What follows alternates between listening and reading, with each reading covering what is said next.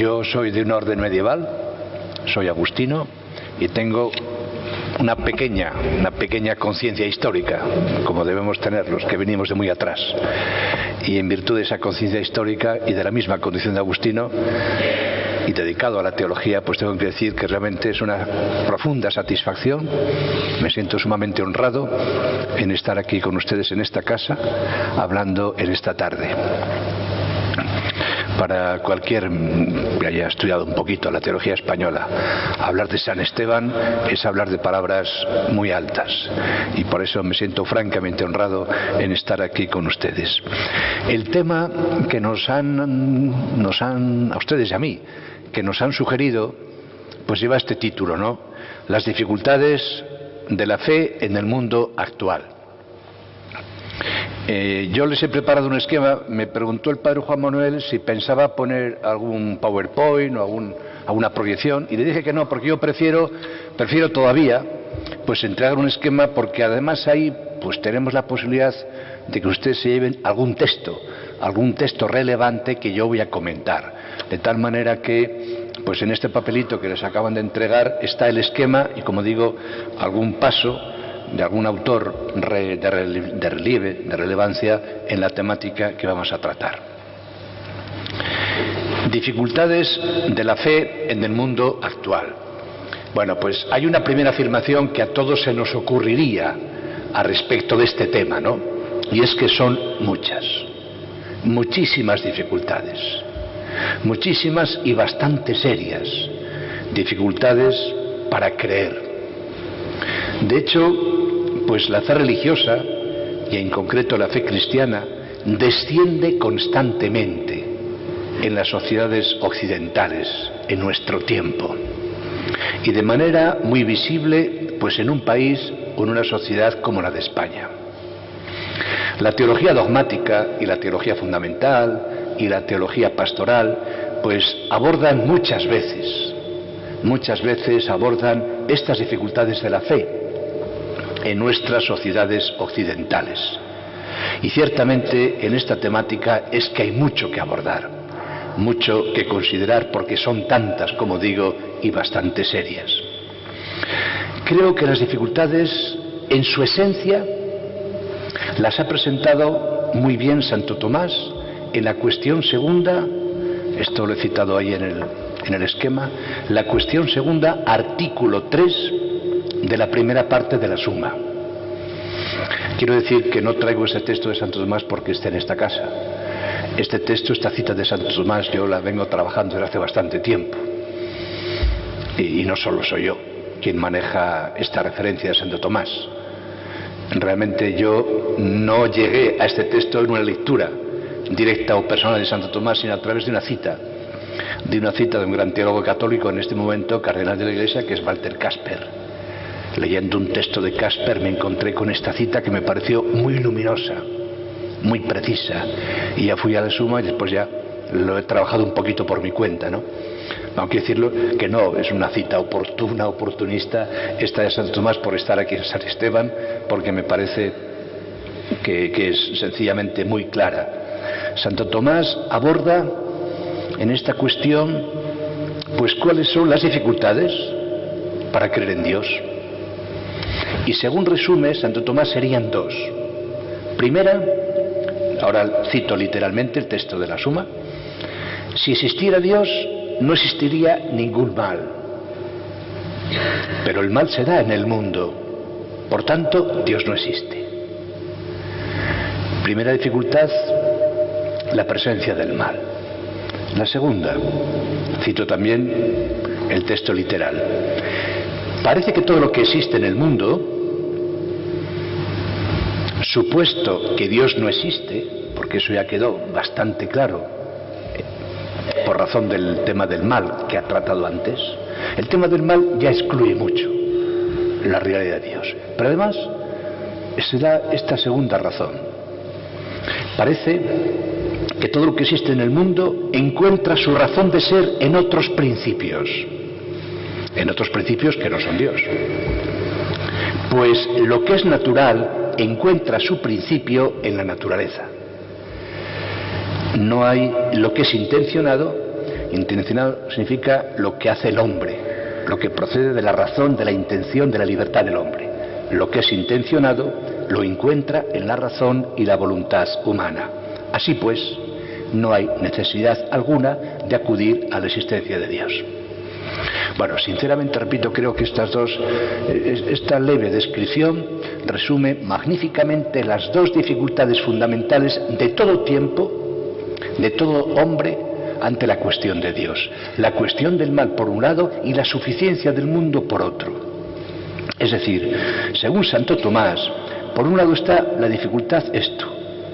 El mundo parece que funciona de manera bastante autónoma, sin necesidad de tener que recurrir a Dios. Todo se explica de manera mundana relativamente bien. La suficiencia del mundo, la posibilidad de que la realidad se pueda explicar, se pueda comprender desde sí misma, sin necesidad de tener que acudir a un principio trascendente. Y por el otro lado, por el lado opuesto, las graves insuficiencias del mundo, la presencia del mal, la finitud, tantas veces trágica, que hacen poco creíble a los ojos de muchos la realidad de un Dios creador amoroso. Yo creo que hay que decir pronto que estas dificultades que Santo Tomás señala son naturales. A mi juicio son naturales. Son naturales por motivo de la finitud de la razón humana. Realmente el mundo es imperfecto. Esto tenemos que decirlo y reconocerlo con franqueza. Los creyentes, este no es un mundo perfecto. Ni siquiera teniendo el capítulo 1 de Génesis en la mano, podemos decir que sea perfecto. Dios vio que era bueno, pero no perfecto. Y yo creo que esta confesión sincera es justa de parte nuestra, de los cristianos. Este es un mundo bueno, pero no perfecto, y por tanto tiene presencia, y a veces presencia muy fuerte, el mal. Eso por un lado, ¿no? La imperfección real del mundo, por un lado. Pero por otro, pues la verdad es que la realidad de Dios nunca es evidente, ¿no? Nunca es evidente. Por tanto, quiero decir, ¿no?, que estas dificultades son naturales. Tal como Santo Tomás las presenta, las sentirá fácilmente en cualquier momento cualquier hombre y cualquier creyente. De hecho, la fe no es una cosa inmediata. La fe tiene que sortear estas dificultades, tiene que superarlas. Ahí están, son muy normales, muy naturales. La fe va a requerir, de hecho, una gracia sobrenatural. Decimos que la fe es un don, y es cierto. ¿Por qué la fe es un don? Porque no brota automáticamente. No es natural la fe en Dios, en Jesucristo, en la Iglesia. Procede de una intervención sobrenatural que llamamos gracia divina. Y lo que es natural son estas dificultades, ¿no? Por parte de Dios la fe es una gracia, y por parte del hombre, cuidado, por parte del hombre la fe procede de una decisión. Hay que querer ser creyentes para ser creyentes. Tampoco esto lo podemos olvidar en ningún momento. Para ser cristianos hace falta querer ser cristianos, y si no se quiere, no se va a ser cristiano. La fe, por tanto, también es una decisión personal, un acto de libertad, a partir de un serio discernimiento racional. Por tanto, seguimos diciendo que la fe no brota espontáneamente. La fe tiene que sortear estas dificultades naturales, por la ayuda de la gracia y con un trabajo de parte del hombre, un serio discernimiento racional que al final le lleva a la decisión de creer. Esto significa que estas dificultades, siendo naturales, sin embargo, no impiden la fe. No impiden la fe. Pueden ser superadas, y de hecho lo son, y por eso hay creyentes. Ahora, hay creyentes habiendo superado estas dificultades, y lo tendrán que hacer muchas veces en el camino de la vida. Porque las dudas que pueda tener un cristiano proceden naturalmente de estas dificultades. Cualquier duda que tengamos nosotros al final viene a parar por una o por otra en estas dificultades que Santo Tomás señala. Que al final, por tanto, también serán las causas por las cuales no cree quien de hecho no tiene fe.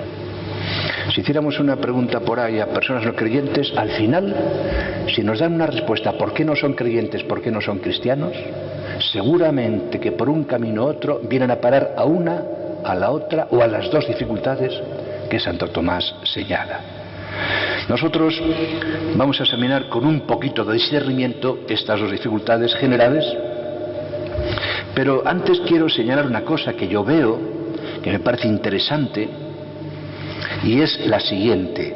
El creyente es el que se encuentra entonces entre estas dos posiciones, ¿no? Pero él opta por creer con serias razones y con ayuda de la gracia sobrenatural. Lo que quiero decir es que el creyente ve que estas dificultades son contrapuestas. Si consideramos un poco lo que Santo Tomás cuenta, tal como les pone, nos daremos cuenta fácilmente de que en efecto estas dificultades entre sí son contrapuestas, o sea, son contradictorias. Y esto es un dato relevante, en el cual vale la pena, voy a detenerme mínimamente, pero vale la pena que lo consideremos por un momento, ¿no? O sea, estas negaciones de Dios, o las dificultades para admitirlo, entre sí se niegan, entre sí resultan mutuamente excluyentes. Esto a un cristiano le puede dar ánimo, Bueno, no sé si mucho, pero ciertamente, en todo caso, este es un dato relevante, ¿no? Lo cierto es que, una de dos, el mundo o es insuficiente y por tanto con tanto dolor, con tanta tragedia, porque es insuficiente, no puede haber Dios, o es muy suficiente y entonces no necesitamos de Dios. Pero entonces, el mundo al final, ¿cómo es? O es tan insuficiente que excluye a Dios, o es tan suficiente que también lo excluye. Ambas dificultades, como digo, son contradictorias y el creyente esto lo ve. Bueno, ¿en qué quedamos? ¿En que hay que negar a Dios porque hay mucho mal? ¿O que hay que negar a Dios porque hay tanto bien, tanta perfección, tanta autonomía que no lo necesitamos para nada? ¿En qué quedamos? Ciertamente es que el mundo no es contradictorio, pero es muy paradójico. O sea, lo que estas dificultades de Santo Tomás pone de relieve es, entre otras cosas, esto. Estamos ciertamente en un mundo muy paradójico, que presenta una cara tan brillante que puede sugerir la idea de la no necesidad de Dios, o tan triste, tan trágica, que también lleva a concluir que no puede haber Dios con tanto mal. Este es un dato relevante. Este mundo contradictorio no, pero muy paradójico sí. Al final, el pensamiento cristiano podría concluir que este mundo es misterioso y que realmente el misterio del mundo constituido así, por una parte tan soberanamente constituido, tan formado, con tantos poderes propios, diríamos con una inmanencia tan potente, al mismo tiempo también es pues muy miserable y hay mucho dolor físico, natural e histórico. El mundo tiene esta composición paradójica que abre la idea de que es un mundo misterioso, y a lo mejor el reconocimiento del misterio del mundo nos abre mejor el camino de reconocimiento del misterio de Dios. Bueno, en todo caso vamos a dejar este asunto ahí y vamos a profundizar en las dos dificultades que se nos han señalado, ¿no? Yo creo que a la vista de nuestro panorama sociocultural o socioreligioso sería hoy aconsejable que cambiáramos el orden de las dos dificultades tal como las presenta Santo Tomás, porque a mi juicio hoy es más determinante la que Santo Tomás coloca en segundo lugar, y por eso quiero empezar por esta. Lo que Santo Tomás señala, en definitiva esto, ¿no?, la suficiencia del mundo que hace perfectamente prescindible la idea de Dios. Esto yo creo que es la dificultad mayor en nuestro tiempo y que ha ido creciendo de modo imparable desde el siglo XVIII. Es decir, hablamos de esta convicción, ¿no? Suficiencia del mundo, autosuficiencia del hombre, que hace poco necesaria, extraña, prescindible la idea de un Dios creador o Padre celestial. Esto desde el siglo XVIII en adelante se ha incrementado enormemente, ¿no? En el mundo occidental los hombres hemos ganado enormes capacidades gracias al desarrollo racional especialmente en el campo de la ciencia y su derivación directa, que es la técnica, de tal manera que nos sentimos muy suficientes en la vida ordinaria, con lo cual la idea, la presencia de Dios ha perdido muchísima utilidad. Y la experiencia religiosa, de hecho, como decíamos al principio, y todos constatamos del modo más directo en la vida cotidiana, la experiencia religiosa decrece constantemente.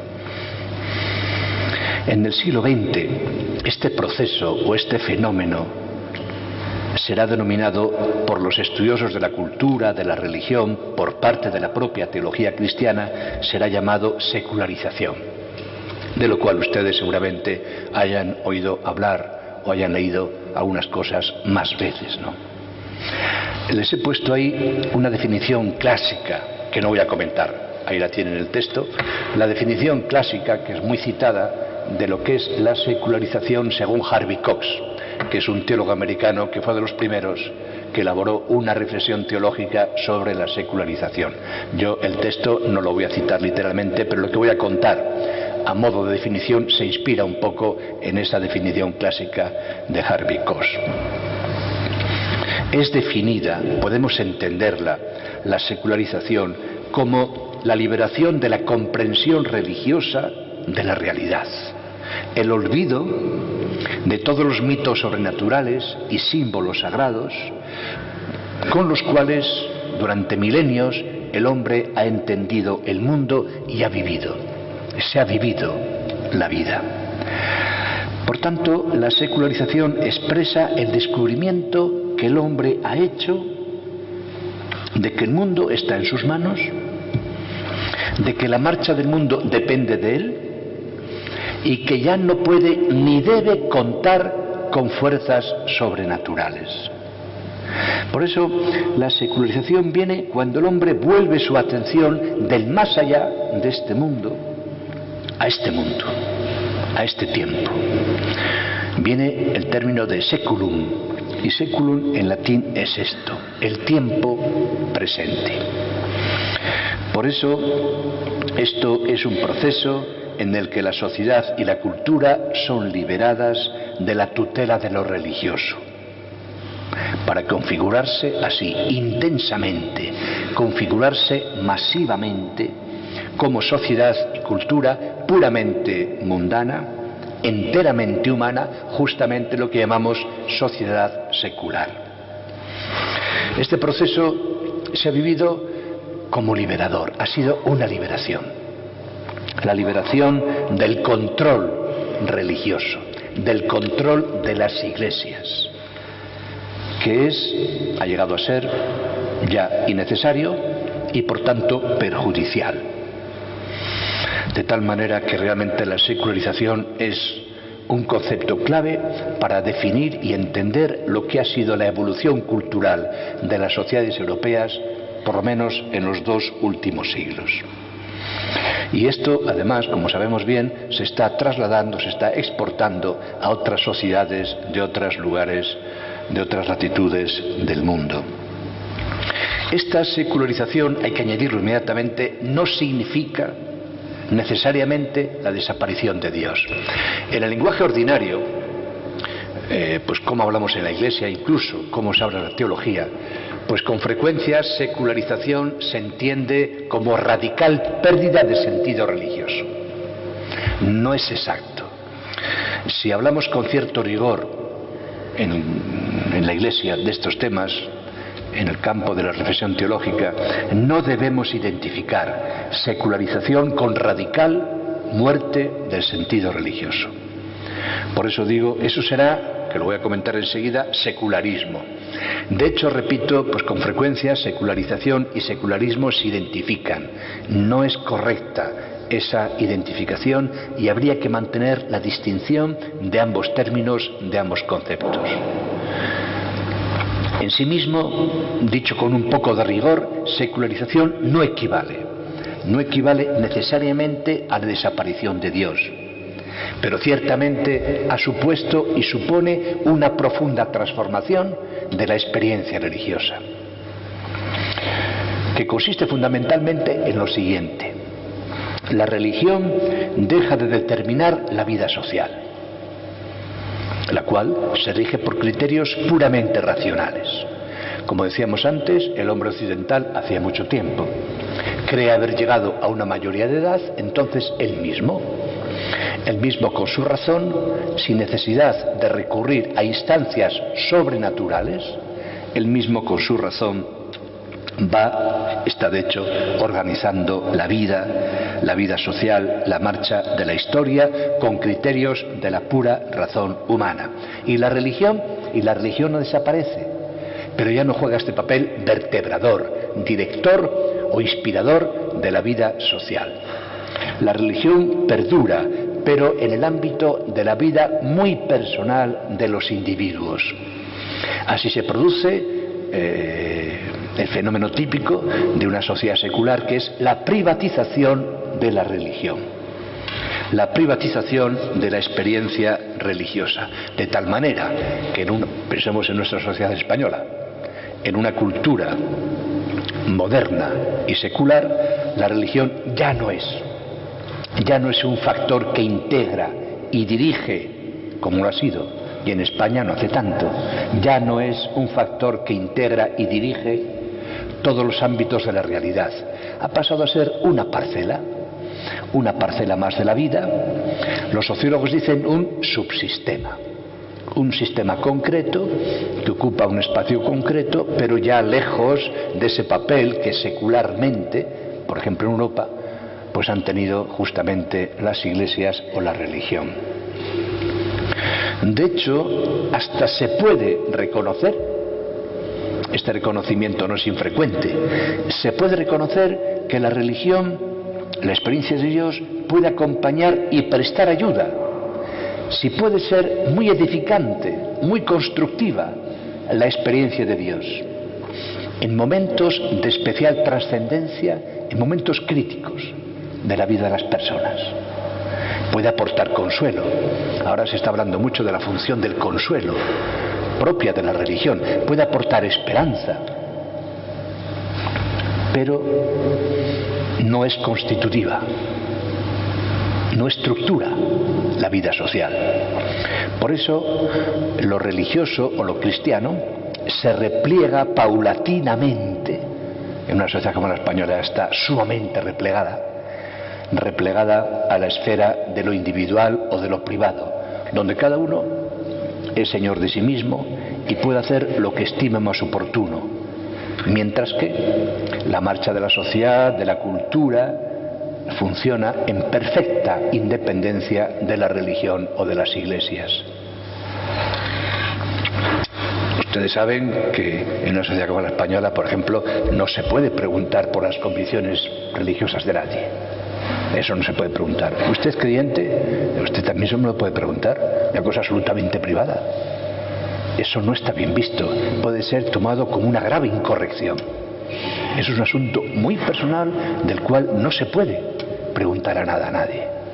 Y se puede dar el caso, y hay entornos sociales en España en los cuales esto se percibe fácilmente, puede llegar el caso de que el tema religioso no sea el tema más adecuado para hablar en público.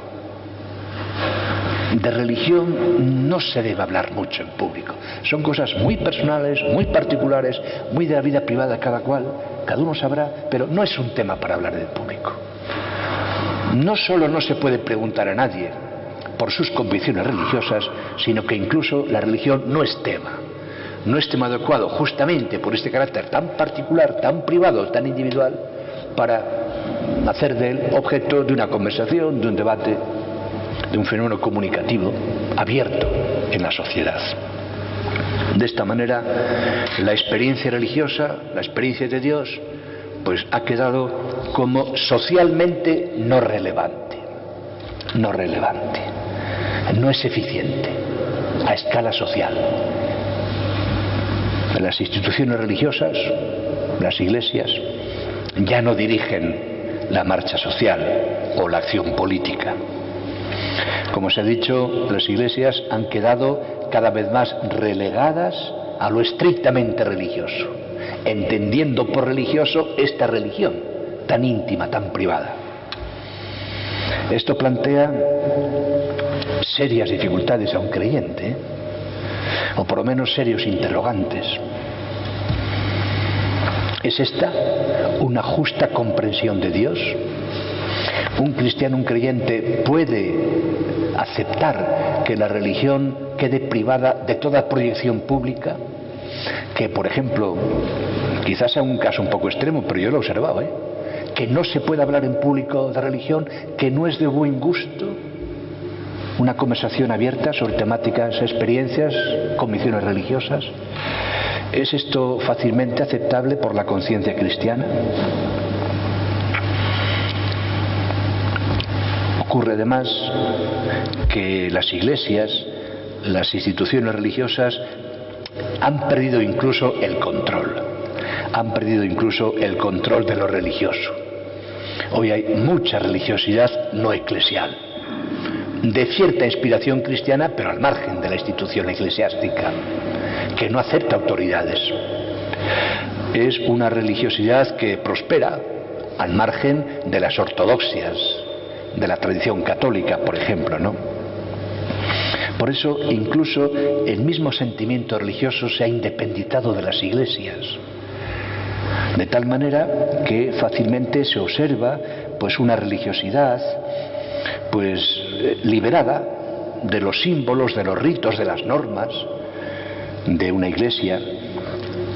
Los individuos se adhieren de manera muy personal pues a determinadas realidades de una religión, pero lejos de una tradición dogmática, de la praxis ética, que también es muy libre, lejos de la praxis ética que mande la institución eclesiástica, porque esas son cosas muy personales, ¿no? De tal manera que entonces la experiencia religiosa, haciéndose tan privada, pues se va configurando bajo un cierto pragmatismo individual, ¿no?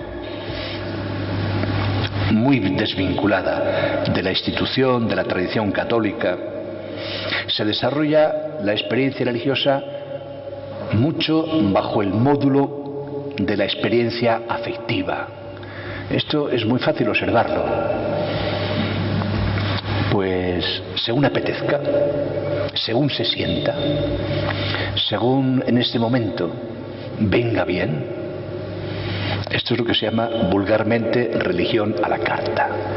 Una religiosidad, repito, de un fuerte corte emocional. Cuando yo lo necesito, cuando me parece que me va a venir bien, cuando en este momento me apetece, cuando en este momento lo siento, entonces entro en el juego de lo religioso, pues como yo quiera, como según me cuadre. Así se configura en estas sociedades occidentales pues un cuadro de creencias y de prácticas que sí está inspirado hasta cierto punto en la tradición cristiana, pero de manera muy libre, muy libre. Y se perfila un concepto de Dios muy subjetivo, a veces ecléctico, porque con esto pues mezclamos otros elementos procedentes de espiritualidades orientales o de alguna psicología humanista.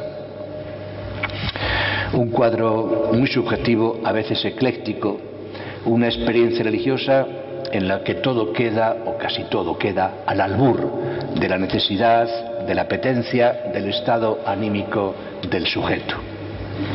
Dios es algo que se maneja con suma libertad según el personal cuadro psíquico.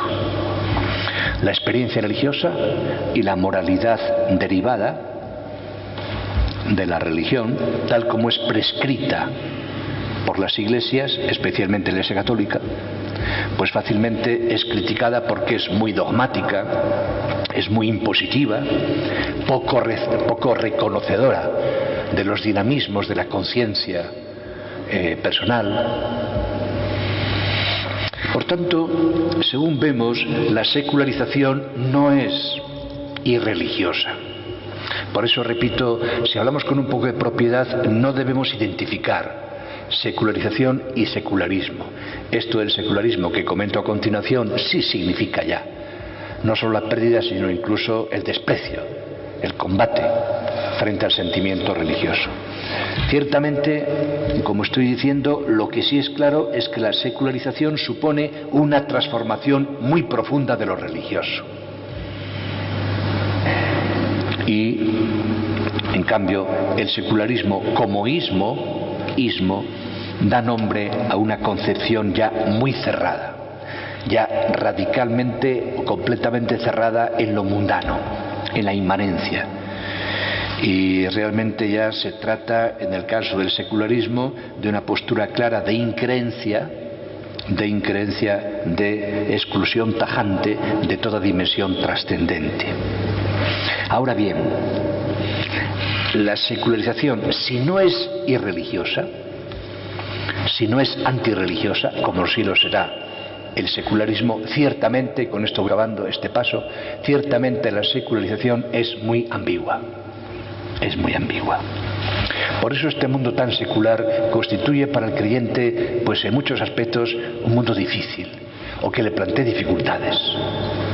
La secularización es un fenómeno bastante ambiguo.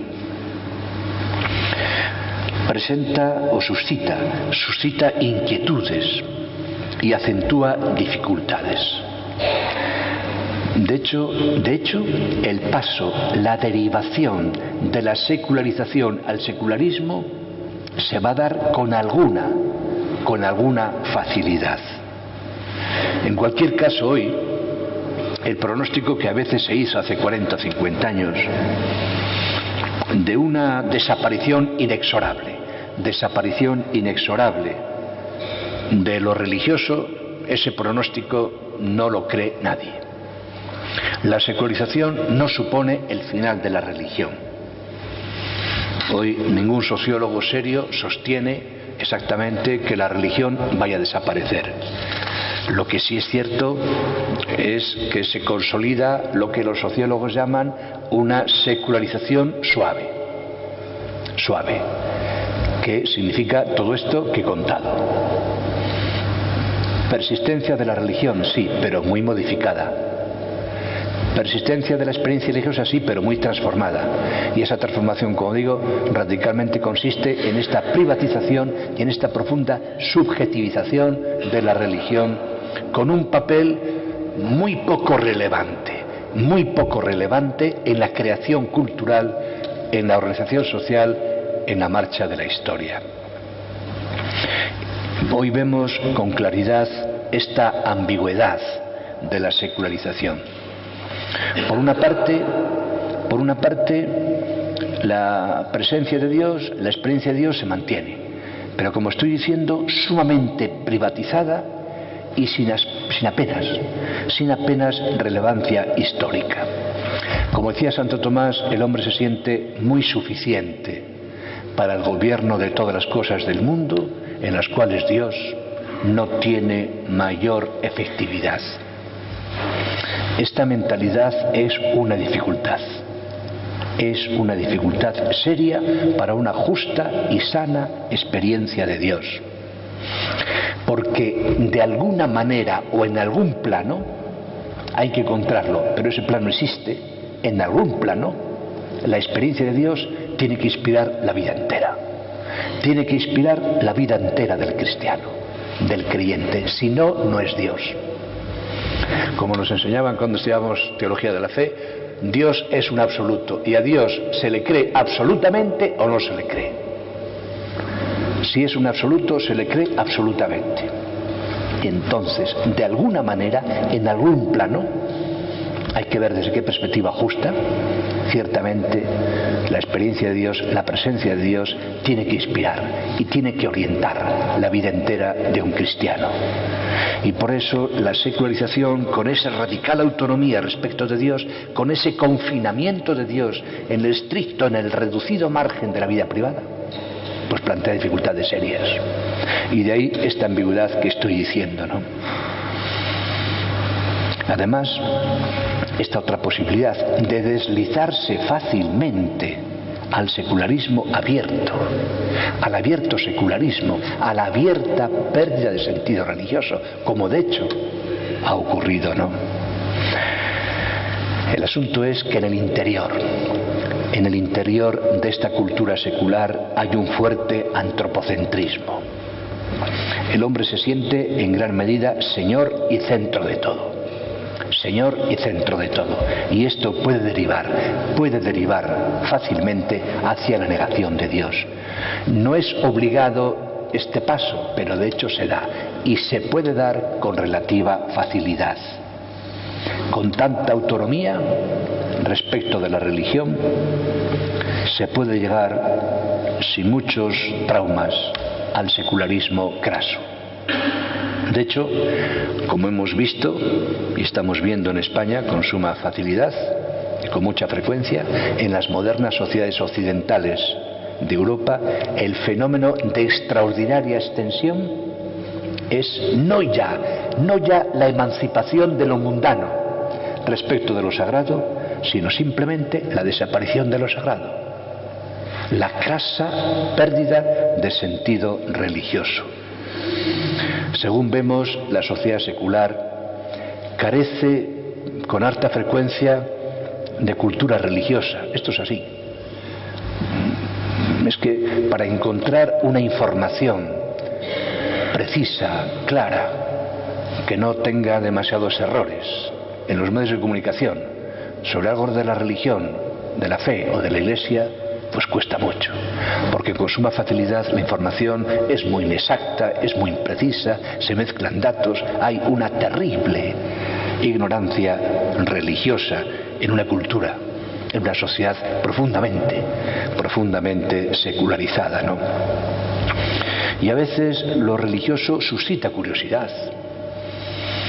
Entonces alguna gente se acerca a lo religioso, a lo cristiano, desde una notable ignorancia, tomando unas experiencias pues como algo exótico, arcaico, algo marginal, llamativo, que puede suscitar eso, curiosidad, más que interés en real, cierta curiosidad.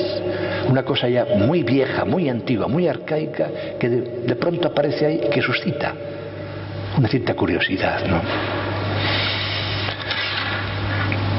Al final, hoy algún autor se ha preguntado, ¿no?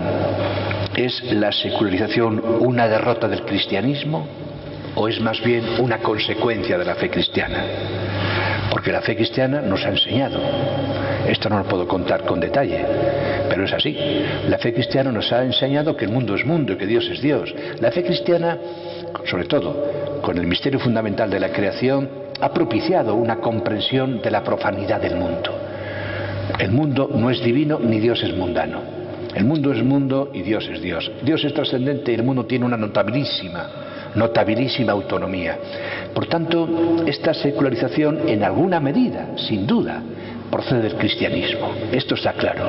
Los teólogos de la secularización en Europa en los años 50 y 60 reivindicaron la raíz cristiana de la sociedad secular y dijeron: es la revelación bíblica la que ha permitido al hombre tomar conciencia de la mundanidad del mundo, de que el mundo es mundo, que tiene su dinamismo propio, que tiene su propia dignidad, que no necesita que Dios esté interviniendo a cada hora, porque Dios lo ha formado con tal consistencia que puede funcionar en autonomía. Esto llamamos la autonomía funcional del mundo. Esto lo ha enseñado la revelación bíblica, que ha expulsado fuerzas divinas del mundo y ha dicho: esto es el mundo y ahí está Dios. Y el creador es distinto del mundo y el mundo no es divino. Por tanto, es cierto que una cierta raíz de la secularización procede del cristianismo. Ahora bien, al punto que hemos llegado, el interrogante muy justo, muy pertinente puede ser este: ¿constituye hoy por hoy la secularización una derrota del cristianismo o es sencillamente una consecuencia suya? Yo creo que la respuesta justa seguramente tenga algo de las dos cosas. Ciertamente este mundo secular pues ha florecido en países de tradición cristiana. Mire usted, en el Extremo Oriente o en el Medio Oriente o en el centro de África no ha florecido la cultura, el paradigma cultural secular. Ha florecido en el solar cristiano y tiene indiscutiblemente una raíz en la comprensión bíblica del mundo y del hombre.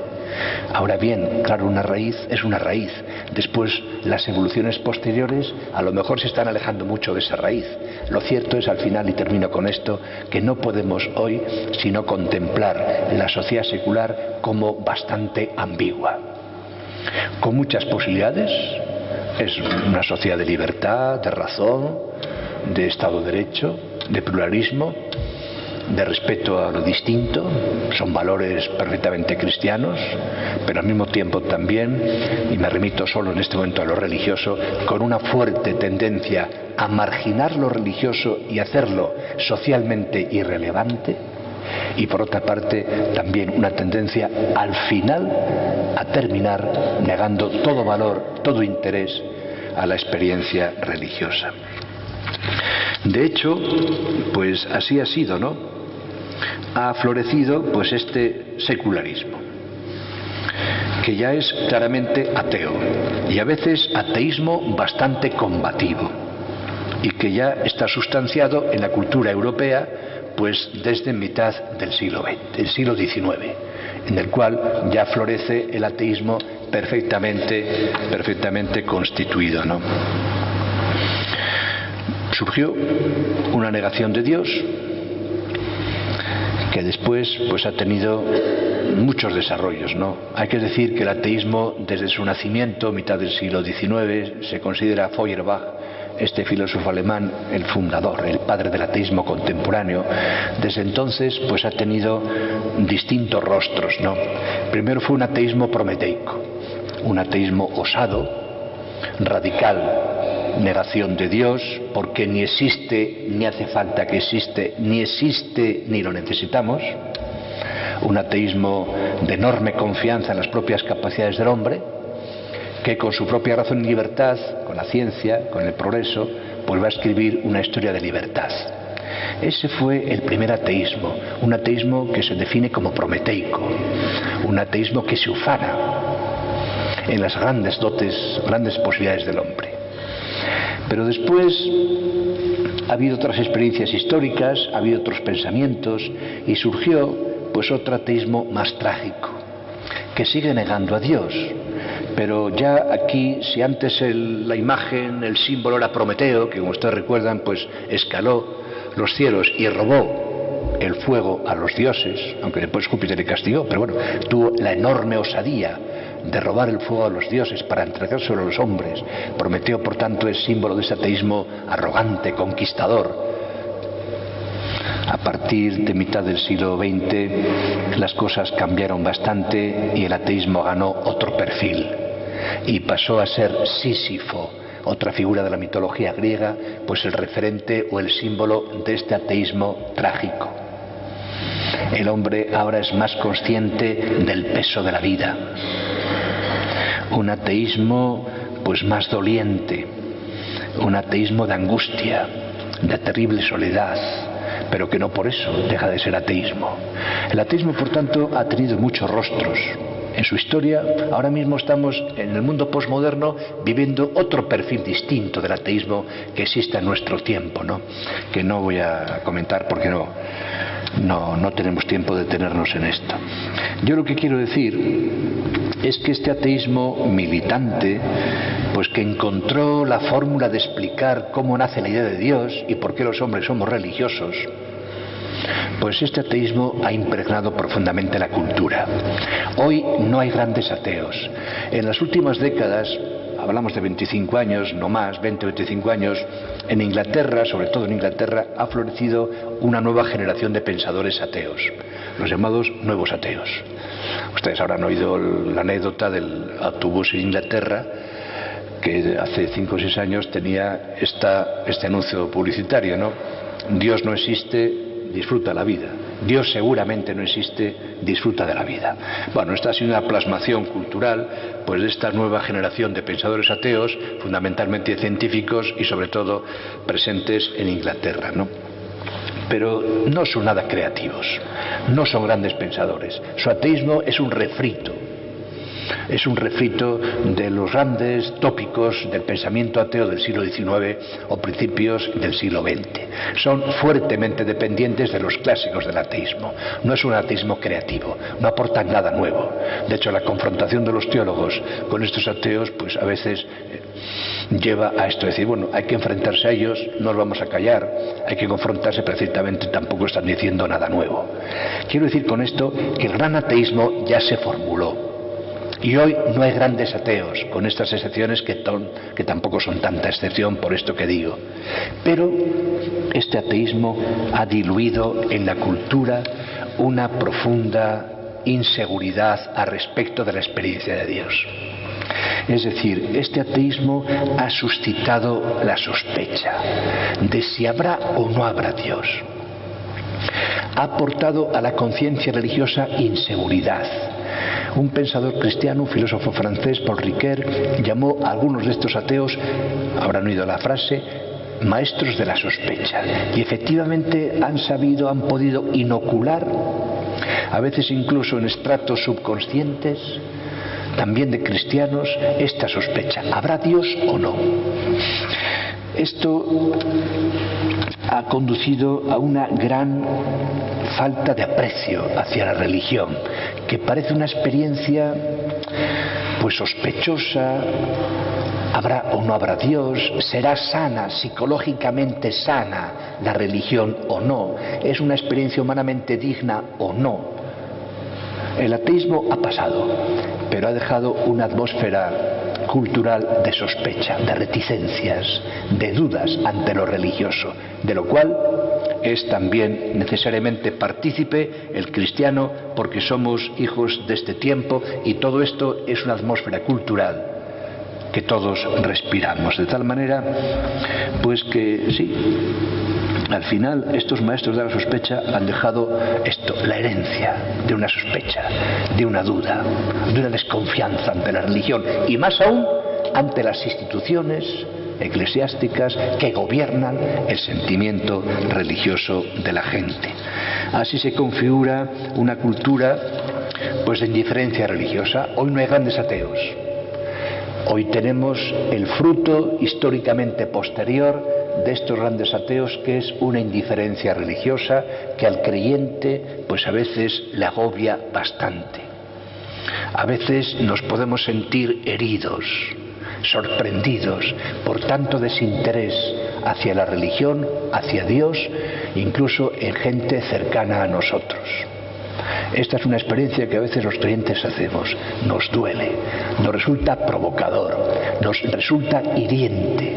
A veces incluso en nuestro propio entorno familiar, esta carencia de sentido religioso. Este vivir tan tranquilos, tan ignorantes de la realidad y de la experiencia de Dios. Se ha desarrollado con enorme fuerza en el mundo occidental esto, una cultura de la increencia, hasta tal punto que ya en muchos ambientes la religión o el creyente es el ser extraordinario, el ser excepcional. Y en este sentido cito ahí esta sentencia del Papa Juan Pablo II en esta exhortación Ecclesia en Europa del año 2003. En ese número 7 el Papa decía: en no pocos ambientes públicos, el texto lo tienen ahí, este sí lo voy a leer, en no pocos ambientes públicos es más fácil decirse agnóstico que creyentes. Se tiene la impresión de que lo obvio es no creer, mientras que el creer requiere, fíjense, el creer requiere una legitimación social, como que hay que legitimarse en este mundo para ser creyentes. Una legitimación social que ni es indiscutible ni puede darse por descontada. En este contexto es evidente que crecen y se diversifican mucho las dificultades para creer. Los cristianos, por ejemplo, a veces estamos nutridos, aún sin saberlo y sin quererlo, de valores opuestos de suyo a la fe, al Evangelio. Y esto nos causa perjuicios.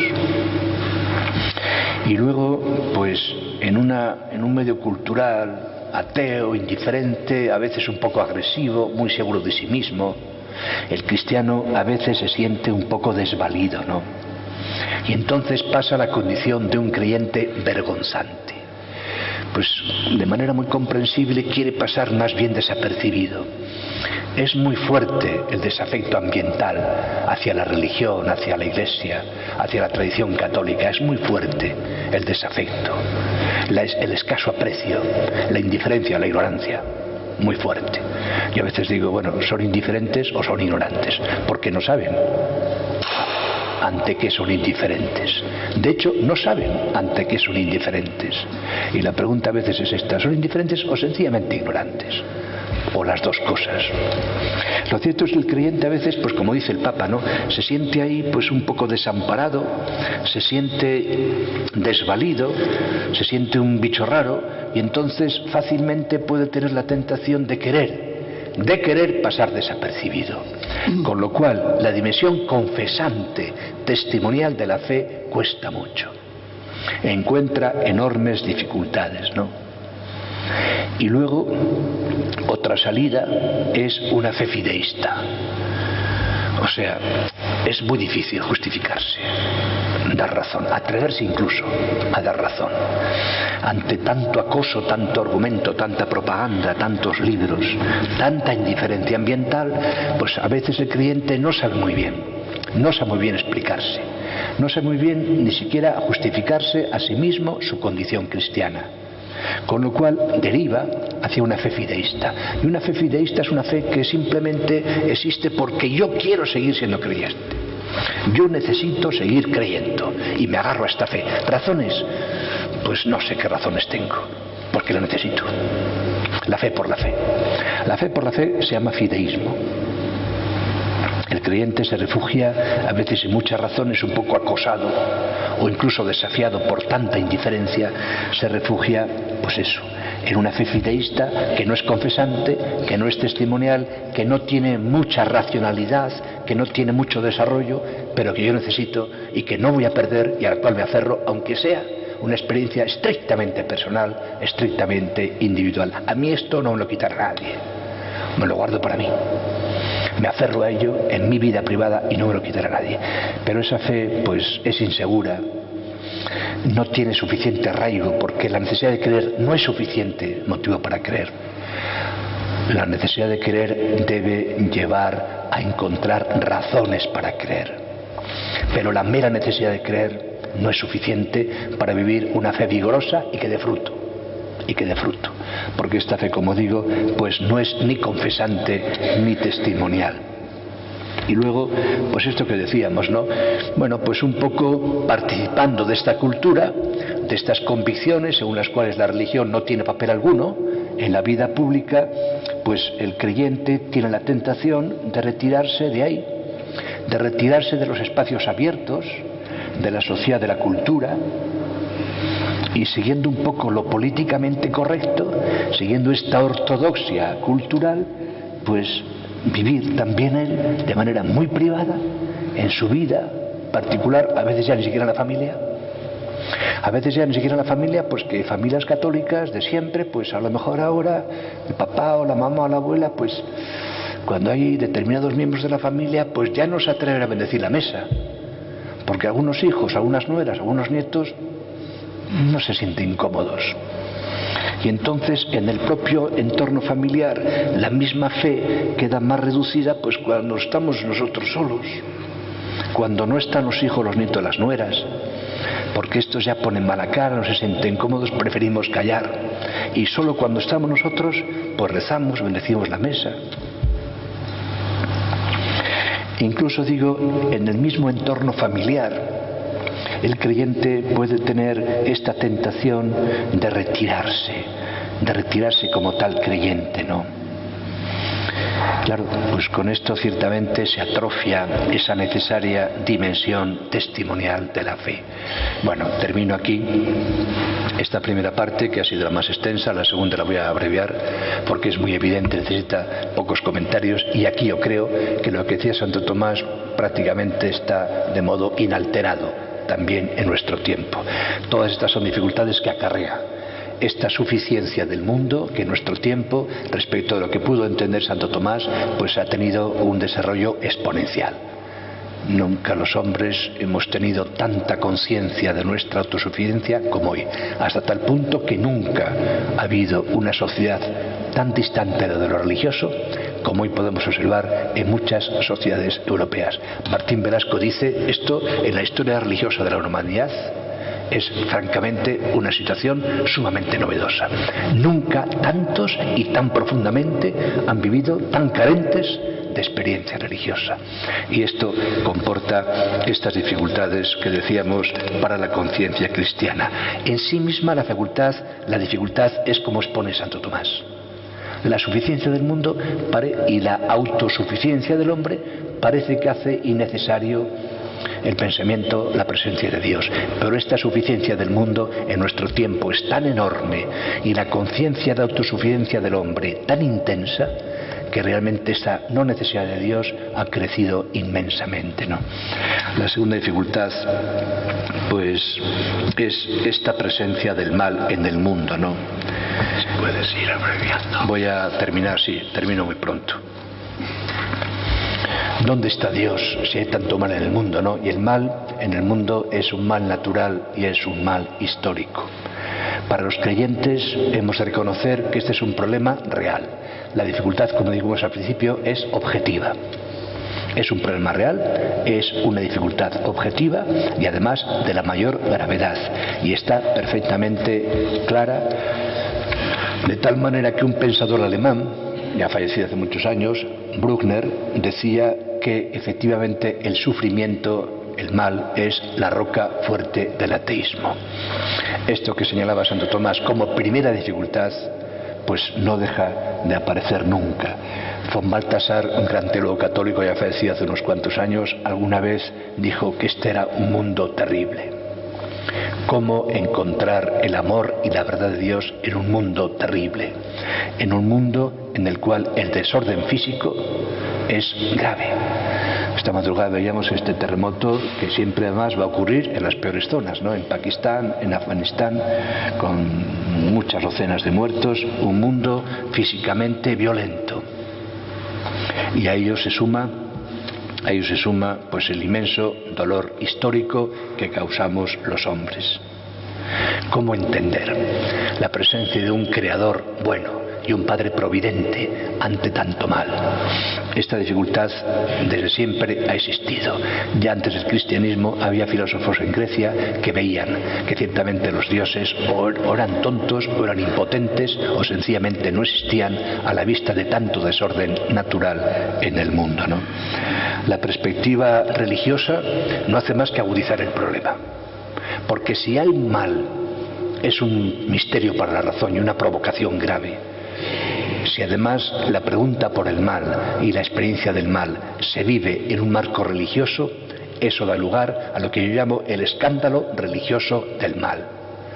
Justamente quizá el creyente es aquel que vive con mayor agudeza el drama del dolor, la finitud, la muerte, la enfermedad, el fracaso en este mundo, porque cree en un Dios.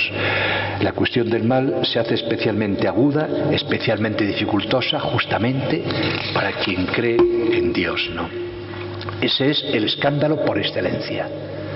Difícil para todos el mal, el cáncer a los 35 años, muy difícil de entender, pero cuando se vive una experiencia de Dios resulta ciertamente escandalosa y no deja de ser siempre una gravísima dificultad que solo encuentra verdadera respuesta en la cruz de Jesucristo. Bueno, y con eso termino.